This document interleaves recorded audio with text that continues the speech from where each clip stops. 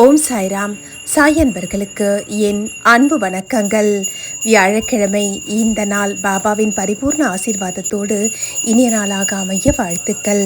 பாபாவின் ஆலயத்தில் பாபாவின் பால் அபிஷேக திருக்காட்சியை கண்டு கழிக்கும் பக்தர்களுடைய மனதில் உள்ள அனைத்து கோரிக்கைகளும் நிறைவேற என்னுடைய பிரார்த்தனையை பாபாவின் பாதங்களில் வைக்கிறேன். எல்லாருக்கும் எல்லாம் கிடைச்சி நிம்மதியாக சந்தோஷமாக வாழணும்.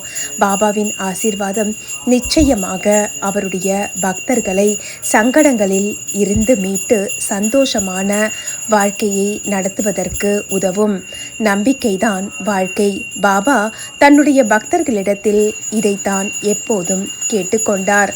எந்த சூழ்நிலையிலையும் நம்பிக்கை மட்டும் குறையாமல் பார்த்து கொள்ளுங்கள். உங்களுடைய நம்பிக்கை உங்களை எப்போதும் வாழ வைக்கும் அப்படின்னு சொல்லி இருக்காரு. பாபாவை நாம் மனதால் நினச்சி எந்த ஒரு காரியத்தை தொடங்கினாலும் நிச்சயமாக அதில் வரக்கூடிய சங்கடங்களை தவிர்த்து அந்த விஷயத்தில் நம்மை வெற்றி பெறச் செய்வார். எந்த ஒரு சூழ்நிலையிலையும் குருவை நாம் நினைக்காமல் இருக்கக்கூடாது. அதைத்தான் பாபா தான் பக்தர்கள் கிட்ட அவர் வாழ்ந்த காலத்தில் மசூதியில் அவரை தரிசிக்க சென்ற பக்தர்களுக்கு பல விஷயங்களை பல நல்ல கருத்துக்களை பாபா மனசில் பதியும்படியாக சொல்லி இருக்கிறார்.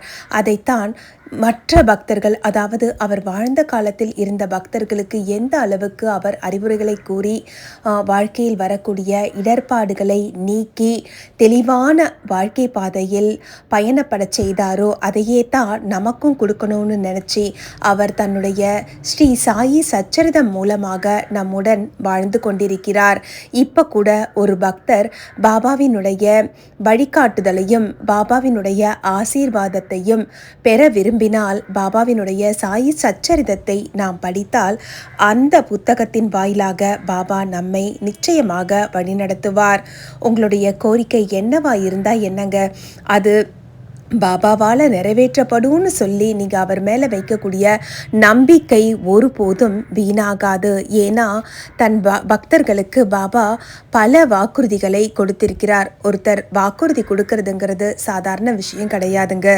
நாம் அந்த வாக்குறுதியை கண்டிப்பாக நிறைவேற்றி கொடுப்போம் அப்படின்னு நமக்குள்ள ஒரு தைரியம் இருந்தால் மட்டும்தான் நாம் ஒருத்தருக்கு வாக்குறுதி கொடுப்போம்.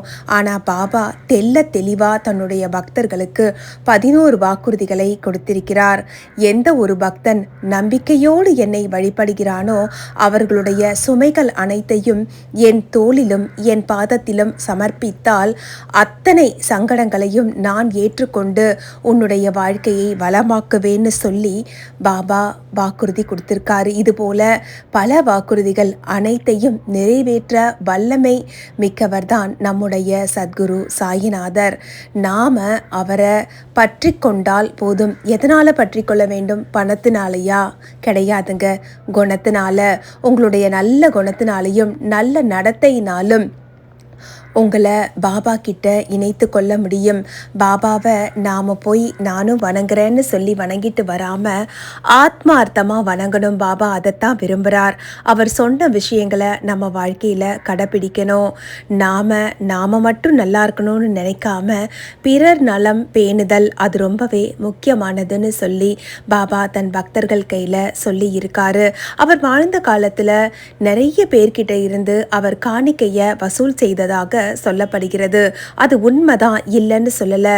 இருக்கிறவங்க கையில இருந்து வாங்கி இல்லாதவங்களுக்கு கொடுக்கிறது தான் இறைவனுடைய விளையாட்டுன்னு சொல்லுவாங்க. சிவபெருமான் கூட பலவிதமான திருவிளையாடல்களை புரிந்திருக்கிறார். ஏழை பக்தனுடைய கனவில் சென்று உனக்கு நான் இன்று உதவுவேன்னு சொல்லுவாரு. ஒரு மிகப்பெரிய அரசன் கிட்ட போய் இந்த ஏழைக்கு உதவினால் எனக்கு நீ உதவியது போல அப்படின்னு சொல்லி ஒரு அரசனுடைய கனவுலையும் போய் சொல்லுவார். அந்த அரசன் தானாகவே வலிந்து சென்று சிவபெருமான் குறிப்பிட்ட இடத்திற்கு சென்று அங்கு அவர் சொன்னது மாதிரியே ஒரு ஏழை பக்தன் ஏதாவது ஒரு உதவி கிடைச்சிடாதான்னு சிவபெருமான் கிட்ட கண்ணீர் விட்டு கதறி அழும் அந்த பக்தனுக்கு அரசன் உதவியதாக பல புராணங்கள் கூறுகின்றன.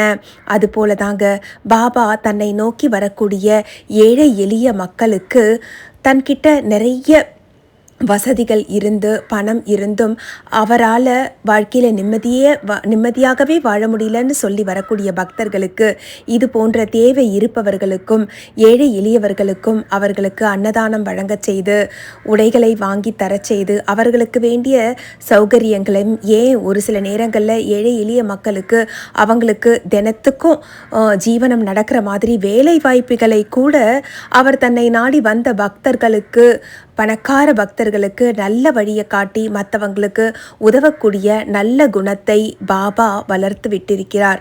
இதெல்லாத்தையும் நாம் எப்படி தெரிஞ்சுக்க முடியும்? அதுக்கான ஒரே உபாயம்தான் சாய்பாபா தன்னுடைய ஸ்ரீ சாயி சச்சரிதத்தை அவரே ஆசீர்வாதம் செய்து நமக்கு அருளி இருக்கிறார். அந்த புத்தகம்னு சொல்ல முடியாதுங்க, அது சாக்ஷாத் ஸ்ரீ சாய்பாபாவே தான். அவர் ஆசீர்வதித்து தந்த அந்த புத்தகத்தில் இருக்கக்கூடிய நல்ல விஷயங்களை நம்ம வாழ்க்கையில் கடைப்பிடிச்சா போதுங்க. நாம் ரொம்ப நல்லவங்களாக இருக்கணுங்கிறது இல்லைங்க. நாம் கொஞ்சம் சின்ன சின்ன தப்புகள்லாம் செய்யக்கூடிய மனிதர்களாக இருந்தாலும் காலப்போக்கில் சின்ன சின்ன குறைகளை எல்லாம் சரி செய்து நம்மை தூயவர்களாக்கி நம்ம வாழ்க்கையில் எந்த அளவுக்கு முன்னேறணும்னு நினைக்கிறோமோ அந்த அளவுக்கு முன்னேற்றத்தை தந்து நம்மளை வாழக்கூடிய வாழ்க்கைக்கு ஒரு அர்த்தம் கொடுத்து இந்த மனித பிறவி எடுத்ததற்கான முழு பலனையும் நிச்சயமாக சத்குரு ஸ்ரீ சாய்நாதர் தந்தருள்வார். ஒரு சில பக்தர்களுக்கு இந்த அனுபவம் நிறைய கிடைச்சிருக்கும். ஒரு சில பக்தர்களுக்கு சொல்லுவாங்க, நீங்கள் இதெல்லாம் சொல்வீங்க, உங்களுக்கெல்லாம் மட்டும் பாபாவோட அருள் கிடைக்குது, பாபா உங்களுக்கு மட்டும் கனவுல வந்து சொல்லுவார், உங்களுக்கு மட்டும் அருள் புரிவார், எனக்கெல்லாம் அப்படி பண்ணதே இல்லைன்னு சொல்லி நினைக்க தோணும். இது சகஜம்தான். ஆனால் எல்லாருக்கும் உதவுறது தான் சாயுடைய அருள். உங்களுக்கு வேண்டுமானால் இன்றைக்கி கிடைக்காம இருந்திருக்கலாம். இப்போது இந்த நொடி, இந்த பதிவை பார்க்குற இந்த நொடி தொடங்கி நம்பிக்கை வைங்க, பாபா எனக்கும் அருள் புரிவார், எனக்கும் வழிகாட்டுவார். ஏதாவது ஒரு ரூபத்தில் வந்து நிச்சயமாக நீங்கள் நம்பிக்கையோடு அவருடைய பாதத்தை பிடித்தால் அவருடைய அருள் ஆசீர்வாதம், அவருடைய வழிகாட்டுதல் கிடைக்கும். நம்பிக்கை தான் வாழ்க்கை. பாபாவின் பாதத்தை நம்பிக்கையோடு சரணடையுங்கள். உங்கள் சங்கடங்கள் அனைத்தும் சந்தோஷமாக மாறுவதை உங்களால் நிச்சயம் காண முடியும். இந்த பதிவை பார்க்குற இந்த நிமிஷம் பாபாவை மனசார வேண்டிக்கோங்க. ஒரு 2 நொடி கண்ணை மூடி ஓம் ஸ்ரீ சாய்ராம்னு நினச்சிக்கோங்க. உங்களுடைய கோரிக்கையை பாபா பாதத்தில் சமர்ப்பணம் பண்ணுங்க. ஓம் ஸ்ரீ சாய்ராம்னு கமெண்ட்டில் ஒரு பதிவு போடுங்க. நம்பிக்கையோடு நீங்கள் நினைங்க. இந்த பதிவு முடியறதுக்குள்ளேயே உங்களுடைய நம்பிக்கை பலமாக ஆவதை உங்களால் உணர முடியும். நிச்சயமாக உங்களுடைய கோரிக்கைகள் அனைத்தும் பாபாவால் நிறைவேற்றப்படும். நல்லதையே நினைத்து நல்லதையே செய்து நாம் நடந்துக்கிட்டே வந்தால் நமக்கு பல நல்ல விஷயங்கள் நம்ம கை மேலே வந்து சேரும்படியாக சாய்நாதர் தந்தருளுவார். அப்படி ஒரு நல்ல வாய்ப்பு உங்களுடைய வாழ்க்கையிலையும் நிச்சயமாக கிடைக்கணும்னு சொல்லி எல்லாம் வல்ல சமர்த்த சத்குரு ஸ்ரீ சாய்நாதரை நானும் அனைவருக்குமாக சமஸ்த லோகா சுகினோ பவந்து என்று இந்த வியாழக்கிழமை நன்னாளில் உங்கள் அனைவருக்காகவும் பிரார்த்தனை செய்து கொள்கிறேன். பாபாவினுடைய அருள் ஆசீர்வாதத்தை பெறுவது மிகவும் எளிது. அன்போடு தூய்மையான மனதோடு எளிய விஷயங்களை செய்து பாபாவின் அருளை நம்மால் நிச்சயம் பெற முடியும். முயற்சி செஞ்சு தான் பாருங்களேன். காசா பணமா, அன்பு மட்டும்தானாங்க. அந்த அன்பை பாபா கிட்ட கொடுத்து நம்பிக்கையோடு அவரை வழிபாடு செய்யுங்க. நிச்சயமாக இன்று தொடங்கி, இந்த வியாழக்கிழமை தொடங்கி உங்களுடைய வாழ்க்கையில் நல்ல பல மாற்றங்கள் நிச்சயமாக நிகழும். இது போன்ற பாபாவினுடைய அற்புதமான பதிவுகள் உங்களுக்காக நிறைய காத்திருக்கிறது. நம்ம சேனல் சாய் சாத்விக் லைஃப் ஸ்டைலை சப்ஸ்கிரைப் பண்ணிக்கோங்க. இந்த பதிவு உங்களுக்கு பிடிச்சிருந்ததுன்னா ஒரு லைக் பண்ணுங்கள். உங்களுடைய நண்பர்களுக்கும் சாய் பக்தர்களுக்கும் இந்த பதிவை ஷேர் பண்ணுங்கள். மற்றும் ஒரு அற்புதமான பதிவோடு உங்கள் அனைவரையும் மீண்டும் சந்திக்கிறேன். நன்றி, வணக்கம். ஓம் சாயி, ஸ்ரீ சாயி, ஜெய ஜெய சாயி. ஓம் ஸ்ரீ சாய்ராம்.